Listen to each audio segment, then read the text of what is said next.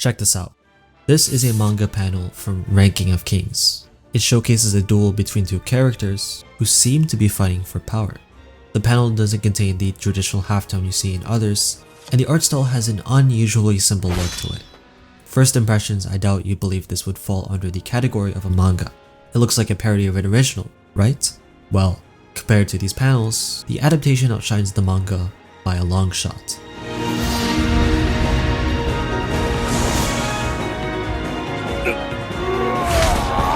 That's a pretty common thing in the medium.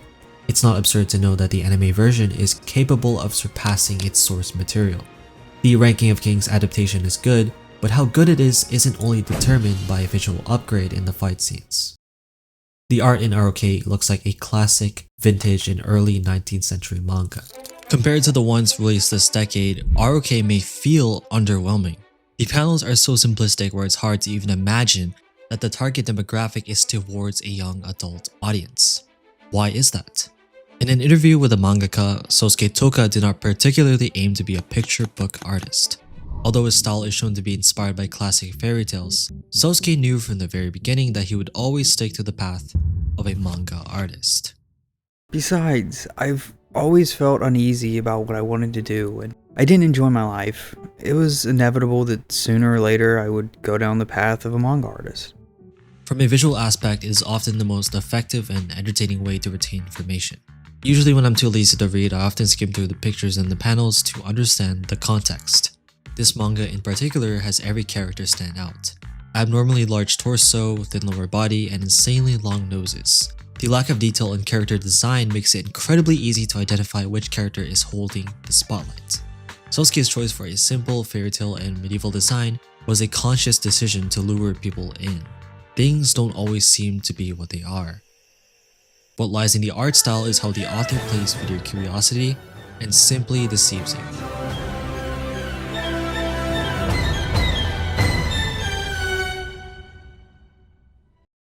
Sosuke's way of subverting the viewer's expectations is by turning on the light bulb and revealing the hidden things behind the decorative door. The art style is just the vessel of the story. It's cute, easy on the eyes, and it's perfect for a little snuggle time with Togepi. The protagonist is already met with a shadow-like creature, essentially robbing the prince of his clothing or he's forced to return home in just his underwear. Aside from being born as a royal, Bojji wasn't very fortunate to be blessed like his father. A powerful king who fit every requirement for leading such a prosperous kingdom with an army that serves him, a thriving city, and unmatched strength across far lands. Bojji never looked at anybody in a negative light. What most stood out to be innocent naivety, Bojji actually is aware of the harsh words being thrown towards him.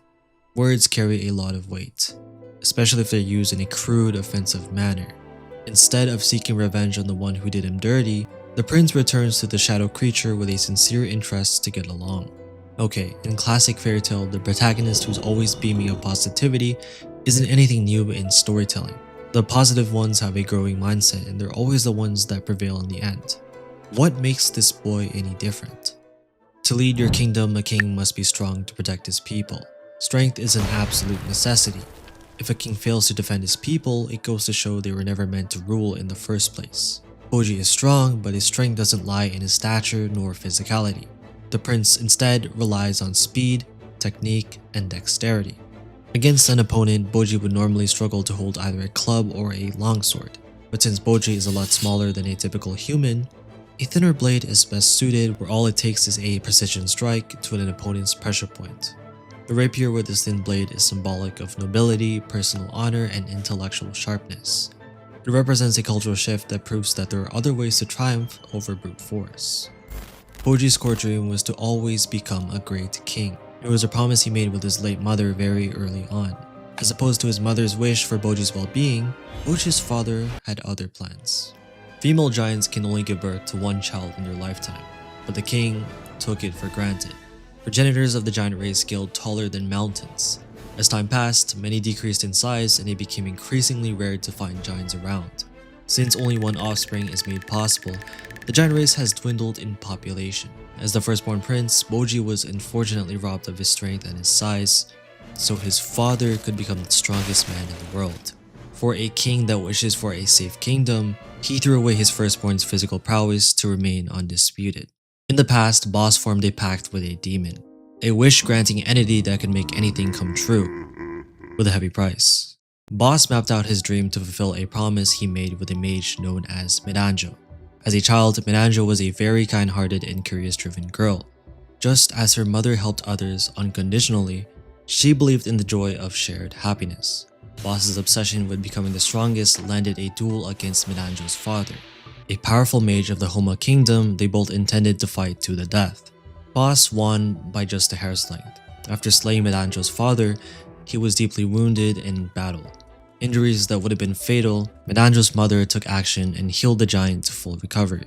Boss thereafter desired to protect the values Miranjo and her mother held close to their heart. He felt indebted to these individuals for sparing his life, despite killing the father right in front of them. The Homa Kingdom experienced direct conflict with the gods. Even with Boss fighting in the front lines, it wasn't enough. So they made a pact with the Gyakuza Kingdom for a fighting chance in the war, but with little regard to the Gyakuza's way of life. This kingdom is ruthless. Their citizens are highly deceptive and will use underhanded tactics to get what they want. Although they were in alliance with the Homa Kingdom, the people of Gyakuza never offered their support. They took advantage of Homa's generosity and continued to leech off of their allies like parasites. Yet, nothing compares to the turmoil they caused for the Homa Kingdom. Miranjo suffered greatly early in her life. Misplaced trust with the Gyakuza Kingdom resulted in the death of her mother and fall of Homa. Miranjo was captured, tortured, and left to die. Her hands were no longer there. The skin off her face was cut off like paper. The giant, in anguish, firmly responds with a rhetorical question. From here onwards, this would serve as the catalyst for Boss's ambitions, the birth of the Silent Prince, and his path towards kingship. As the overarching antagonist, Miranjo grew an obsession towards crowning Boss as the strongest king. The giant, the only person left she considered family, Miranjo encouraged Boss to form the contract with the whimsical-looking demon. This demon, by technicality, is a god. Supernatural entities that were the first to roam and shape the world for the human race. Not much is known of their origin. What the gods have in common is their interest in power and the shared goal to rule over humanity.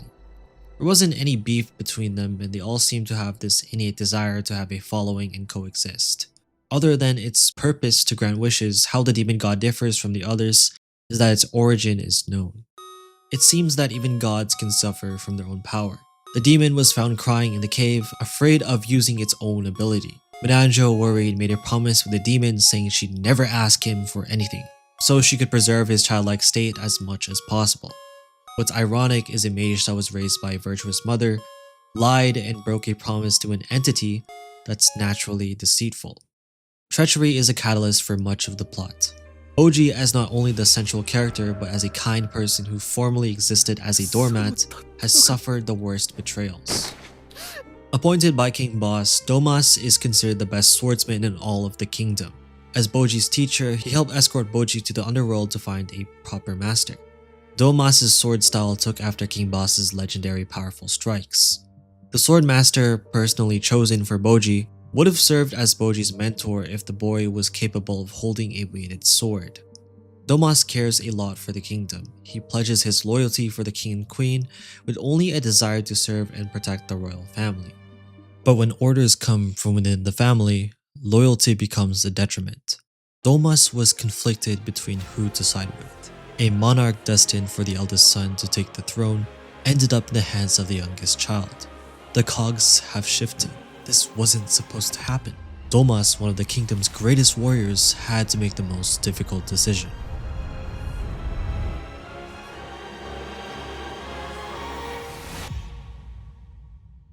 Apis was the only member of the Big Four who voted for Bojji to take the throne.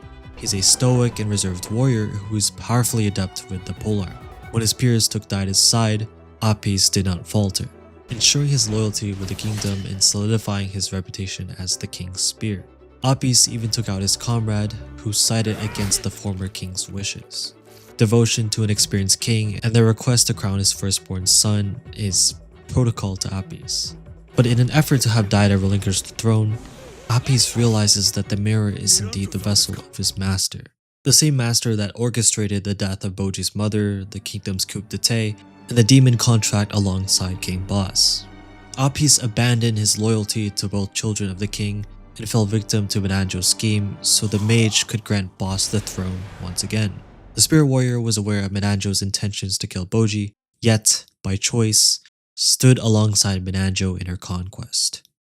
A father only wants what's best for his family, they say. The king chose to protect the daughter he saved over his own blood children. The act of stripping Bojji's strength and using Daida's body as a vessel were all plans for another coup d'etat. The boys were forced to grow on their own. One, while dormant, came into terms with themselves and wanted to become a better person for those he loves. The other carved his own path where all his confidence was built from every obstacle thrown towards him. This boy has truly surpassed his father. King Boss confronts Prince Bojji not out of malice, but as a test of will. The first and final sparring for the throne.